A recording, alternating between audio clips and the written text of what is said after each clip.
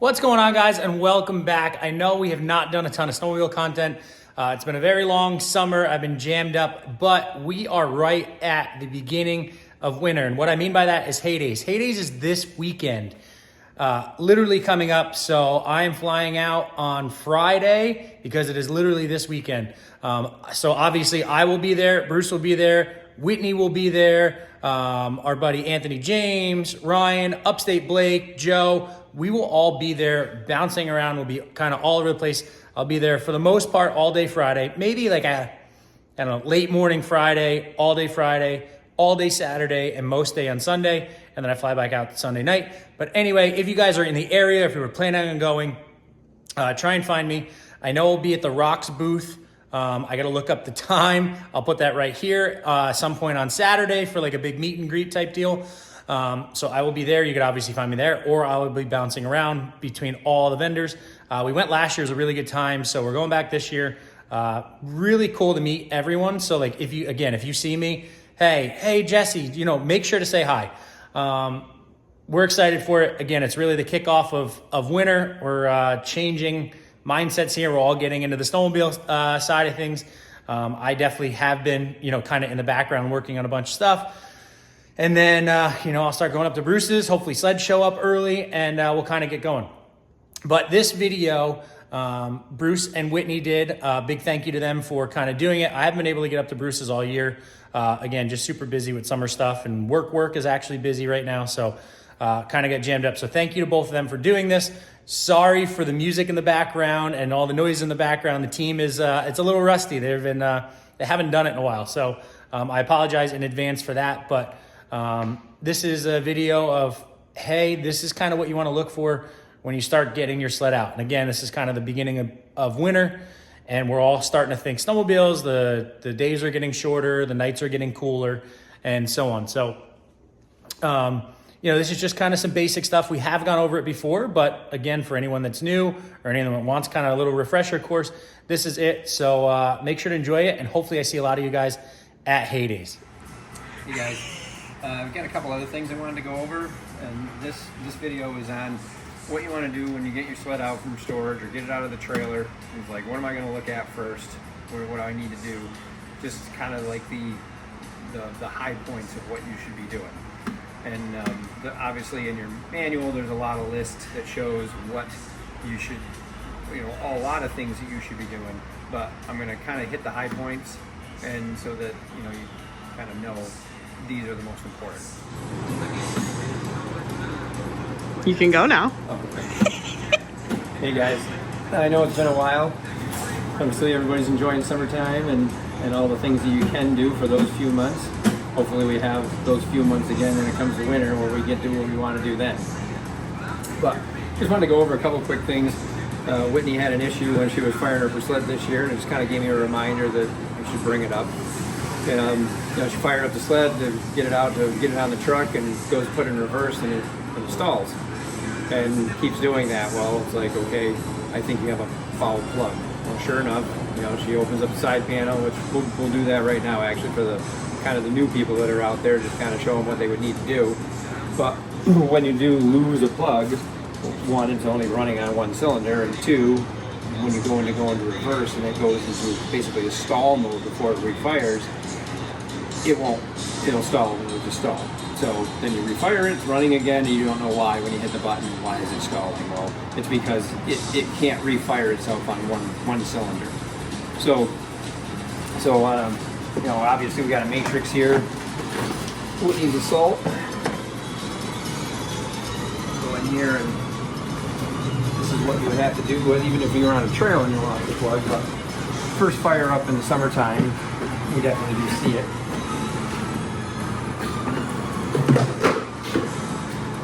So you pull your tabs. You got your one wire under here, which is for your gauge cluster and everything.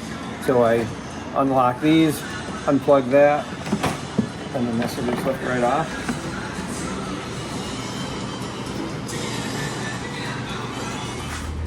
So we got the hood and side panels off. On all the Polaris sleds, you have your spare belt holder and plug wrench here, and this is where the spare plug would go. This this carrier is always right here.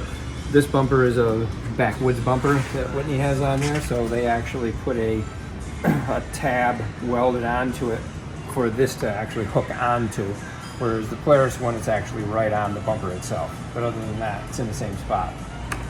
So you just pull this out here. Obviously your two plugs are right in here. You can pivot the rubber boot. Don't just yank on it. You want to kind of swivel it, get it loose, and then slowly pick it off, because you don't want to try to yank hard in this area. You just want to grab it, twist, and then pull it off that way, more straight. And then the fancy plug wrench that Polaris gives you will get in here and get right on there and loosen it up and take it out. That one or the one on that side. So she pulls the plugs, put the new plugs in it, fires up, and was good to go. One of the things we did want to bring up is that for years and years, the plugs have been NGK BPR 9ES. So it is a plug like that, and we use it on most every snowmobile that we have. Well, last year Polaris approved that we could change, and I do believe that the new snowmobiles coming out will have BPR 8 ES's in it. So the 8 is a hotter plug, and it's just one stage hotter, and it is for those cold starts where that's when you're going to lose a plug. You know, that warm up when it's cold out, you're leaving it idling, you're getting your jacket on and your helmet on, and you'll lose a plug, you know, when you go to get it off the trailer. So we've had people doing this for a little bit, and it definitely seems to solve the problem. So Polaris just needed to be active in testing it and making sure that it wasn't too hot or it wasn't going to cause any other problem, which it doesn't. So BPR 9s, which has been the common, but now we can go to BPR 8, so either plug. So with, again, use either of the two plugs. So if you're in a bind, you're somewhere, you need one, a 9 or an 8 is going to do it. You do want the R, which is a resistor plug, because you do have a lot of electronics going on in these snowmobiles now, so you always do want a resistor plug. And then the P is a projected tip, so the actual tip of the plug sticks up a little bit more, or basically sticks it down a little bit more in the engine. The idea is that it actually keeps the plug a little bit cooler because it's where the fuel is. So then again, we've always been that projected tip. So we were talking about projected tip. So a lot of the plugs, the electrode doesn't come up so high, and this is a projected tip, and then that's what you want to use in a Polaris.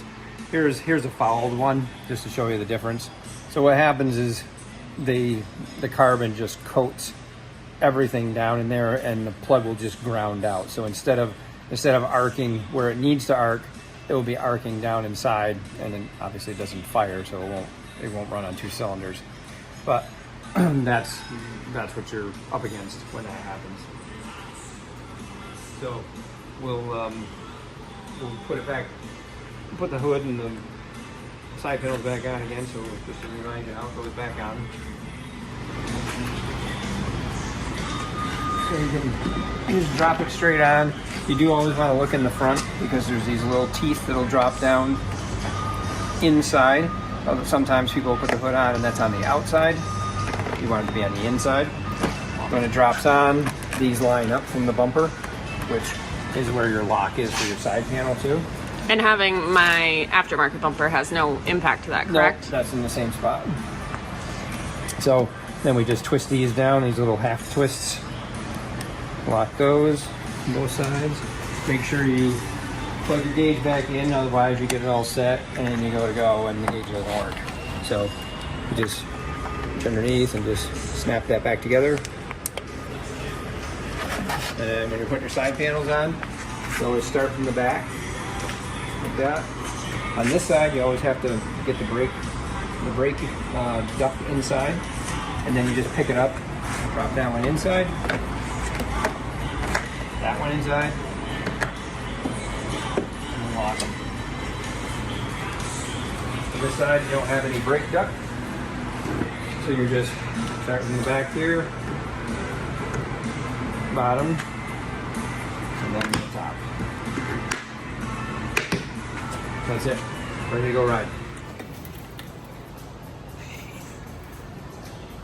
Go. Hey guys, I've got a couple other things I wanted to go over, and this video is on what you want to do when you get your sled out from storage or get it out of the trailer. It's like, what am I going to look at first? What do I need to do? Just kind of like the high points of what you should be doing. And obviously in your manual there's a lot of lists that shows what you should, a lot of things that you should be doing, but I'm going to kind of hit the high points, and so that you kind of know these are the most important. So first of all, you get it out. Obviously you should have had your battery out so that it wasn't hooked up all summer. Sometimes people will put it in their basement or just kind of have it out of the trailer, but at least unhooked.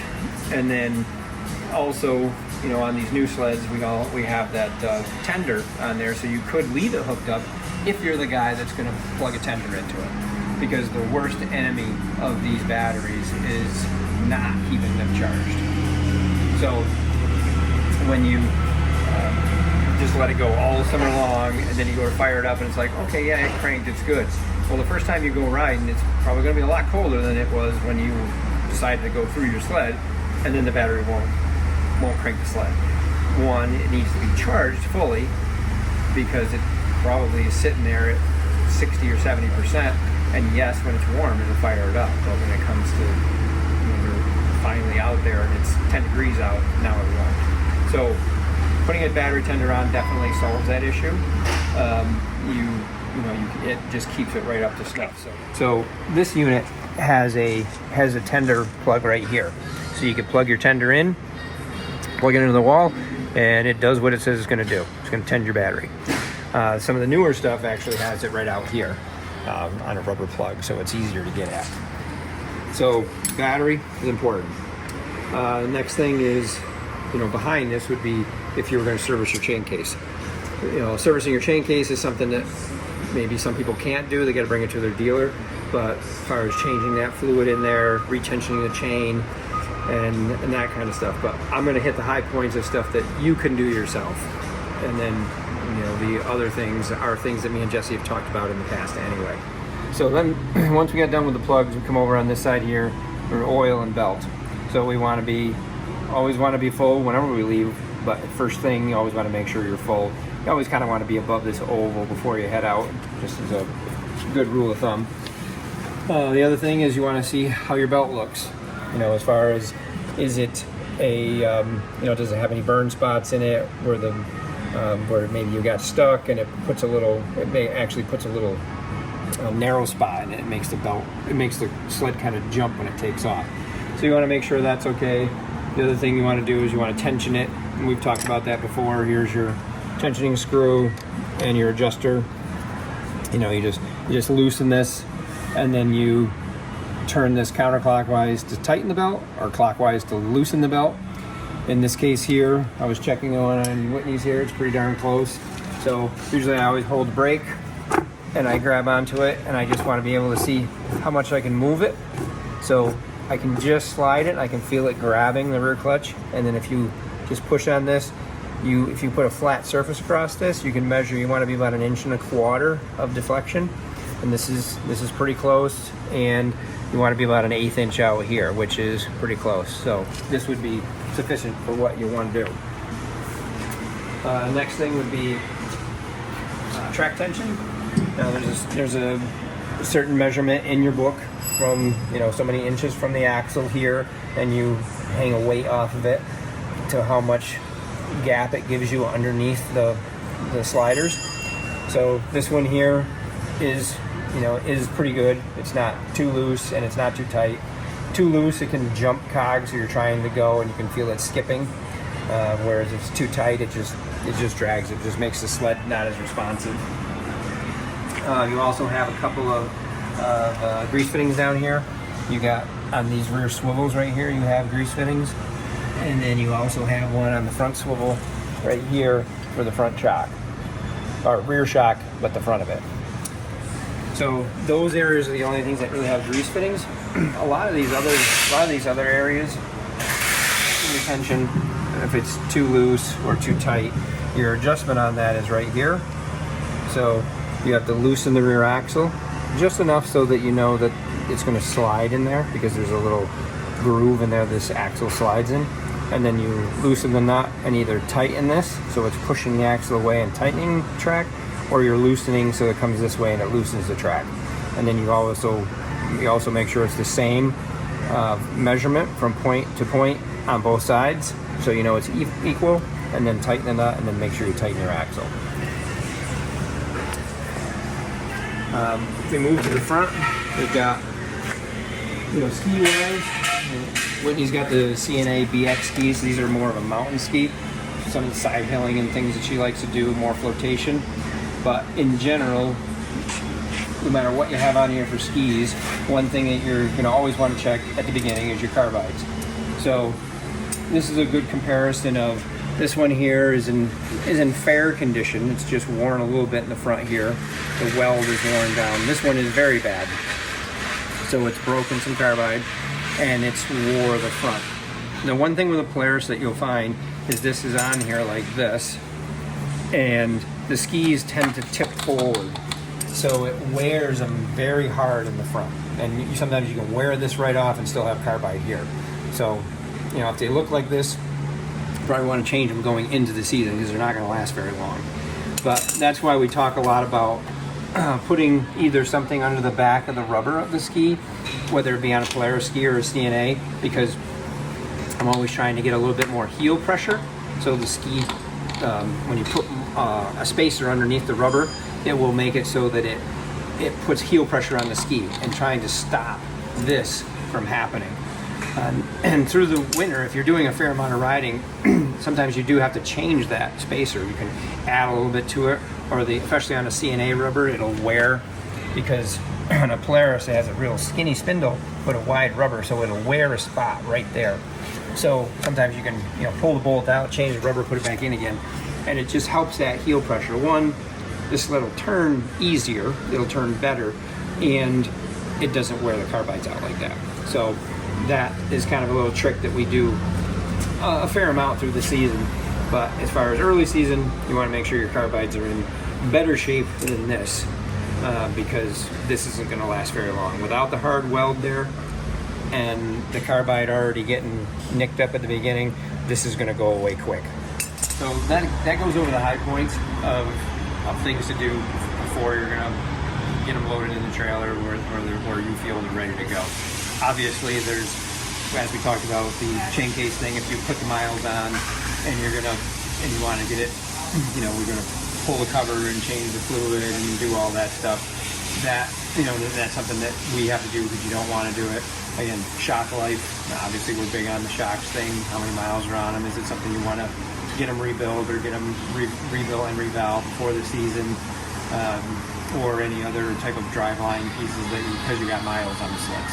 But other than that, you'll be ready to go. So Bruce, I do have a question. If people like me aren't willing and interested in doing it themselves, when is a good time to start bringing it in to see you and scheduling that service to be done? Well, right now, I'd say, any time now. I mean, we're in August, so any time that you want to start bringing it in, that's the time to bring it in, because otherwise you start pushing into December, then stuff gets backed up, and then all of a sudden we do have the early snow. So I would definitely, anytime from now on, get them in here as early as you can. Perfect. That's why mine's here now. Yep. So. And that's going to do it for this video, guys. Again, thank you, Bruce and Whitney, for taking the time to do those videos. And again, hopefully I see a bunch of you guys at Heydays.